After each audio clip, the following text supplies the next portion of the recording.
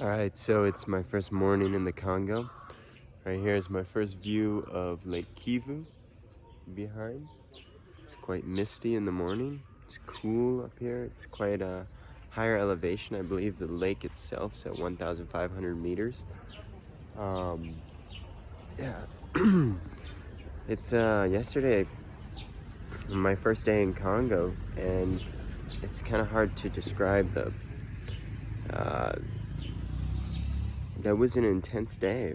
It was probably my second or third worst drive in Africa. It shouldn't have been so bad, but starting off, just the name, the Congo, it scares you. So you're a little bit on edge. Crossing the border, you're expecting, a vast amount of corruption and stuff, and it wasn't actually that bad. The border there between Bujumbura and Uvira, it was a lot less corrupt than I had imagined. The bribery was minuscule, and everyone. There's much more corruption that takes place at places like the Kenya-Tanzania border, where there's a lot more money going through. There you get extorted for like $50, but down there, it was just a lot of waiting, and it was really hot. But yeah, it was like a four-hour ordeal, so that made it miserable. But yeah, it was fairly straightforward overall.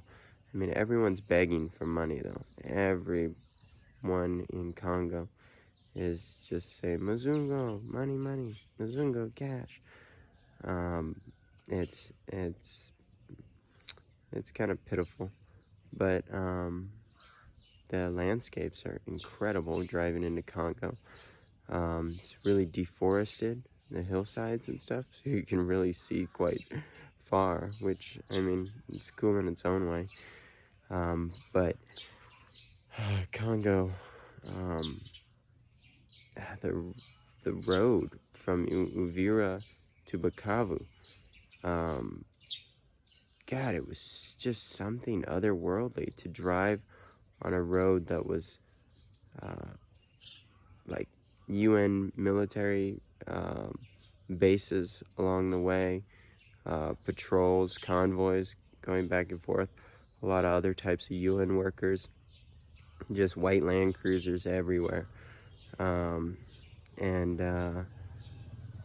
And the road was just shit. It was a paved road up until you hit the mountains, and just full of massive potholes, look like bomb craters. And then you get to but on the other side, there wasn't really, from villagers and stuff, there was zero harassment along the way. So that was kind of positive. I guess the Pakistanis and the UN trucks are not giving anybody money, so but as soon as they saw we were white, if we slowed down enough, then they're like, oh, Muzunga, Muzunga. But anyways, yeah, once we got through that first part, and we hit a rainstorm, and it just made it a little bit miserable, and it was a full day of driving. And then we get to the mountain, and when you go from I think it's called Kamiolo town, where the Rwanda meets Congo, down at the southern point, that border crossing, when you go up over the mountains from there, you're dealing with no longer having a paved road for the bases to keep the water off, and so you get quite a bit more mud. So when we went up that, it was real slick in parts. It wouldn't have been so bad if it hadn't rained. It would have been okay. It just would take a lot longer than what people say. Google Maps said the whole drive would have taken like 4 hours or something, and that drive took all fucking day. But when we went up the mountain, I got a flat tire. when we started to hit the mud, and yeah, and so changing the flat in the mud, that wasn't so cool. You know, of course, there's as soon as you stop on the road, people come out of the bushes everywhere, whatever, to help you. So you can't do it yourself. So you gotta basically pay somebody to change your tire, because you're just being swarmed by people that are trying to touch everything and ask for money. But after that, I mean, they're very helpful though, that's for sure. After that, I drove like a couple hundred more yards, and there was like a big patch of mud I had to go through, so I hit it at a high speed, and there's a fucking rock right in the center, and it knocked off my my rear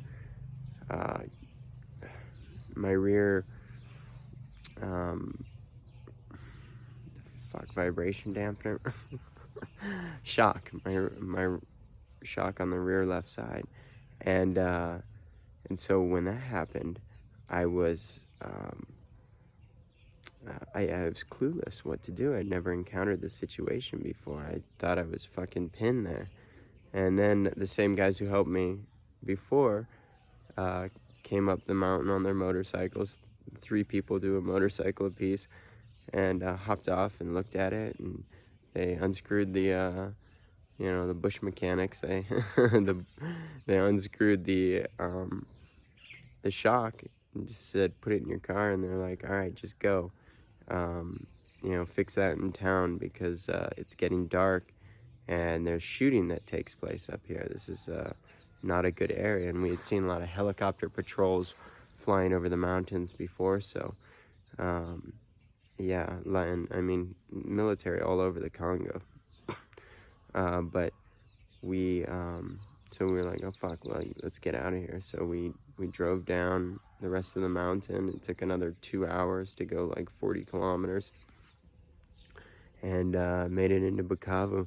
And then we found just kind of a very odd scene, just with like, it just seemed like the wealthy upper class is made up of the UN out here, and there's a lot of upper class here in Bukavu. Very expensive hotels.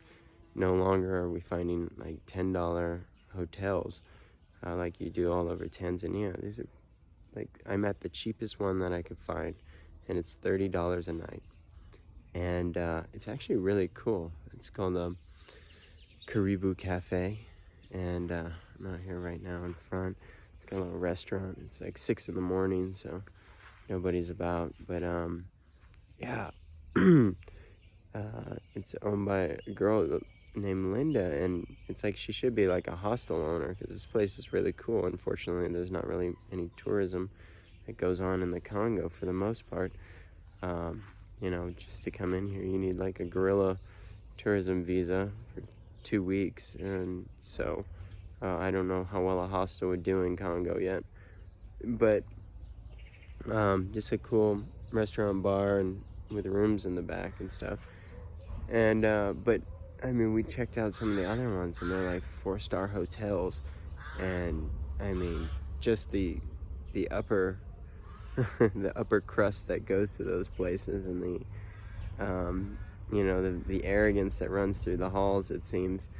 You know, $20 for a piece of lasagna or something, and that was the cheapest thing on the menu, and you're just like, what a joke. Like, I'm in Congo, you know, there's no way I'm gonna be paying that. But yeah, I mean, just beautiful hotels, and I mean, all made up of NGO and non-profits, and some business peoples, and probably from the mining industry, I guess, and the UN. It's just, I don't know what to make of it yet, but it's been a trip, and I'm still a bit jittery from yesterday's drive. I mean, that was pretty miserable, but I'm happy to be here in Bukavu.